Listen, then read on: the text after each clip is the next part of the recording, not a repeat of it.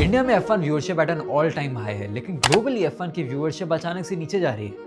ये मजाक की बात नहीं है, सच में हो रहा है। लेकिन ऐसा क्यों हो रहा है, कुछ एक इंटरेस्टिंग डेटा के साथ आपको ये पूरी कहानी बताने की कोशिश करता हूँ। रिसेंट डेटा को देखें तो India has about 80 million viewers watching F1 currently, and that is the third highest viewer base of F1। मतलब कि यूरोप में लगभग 115 मिलियन व्यूअर्स हर साल देखते हैं F1 फिलहाल, और इंडिया से 80 मिलियन व्यूअर्स आ रहे हैं। अब ग्लोबली F1 यूरोप में शुरू हुआ था, स्पेन, यूके, जर्मनी और फ्रांस जैसी मार्केट्स पे ये शुरू हुआ था, बना था। ये मार्केट्स उनकी फाउंडेशन है।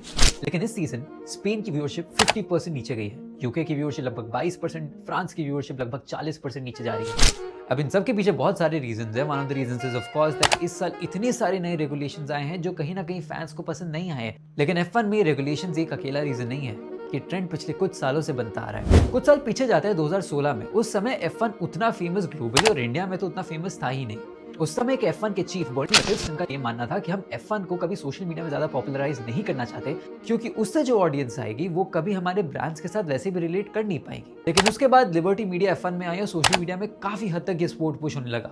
उसके बाद ड्राइव टू सर्वाइव आया, एक ऐसा मार्केटिंग मूव जिसने F1 को इतनी हद तक प्रमोट किया जो शायद ही किसी चीज ने किसी भी स्पोर्ट के लिए आज तक किया है। We saw F1 the movie last year जिसमें ब्रैड पिट थे। We're seeing almost 4 to 5 races in North America, जिसमें से 3 तो अकेले हर साल US में हो रहे हैं। So you're seeing a huge push in the US market. You're seeing a lot of moves that are trying to acquire people, that are trying to make the sport grow. But none of those moves are trying to retain the audience of that sport. और यही शायद से sports marketing और F1 के लिए भी एक बहुत बड़ी सीख है।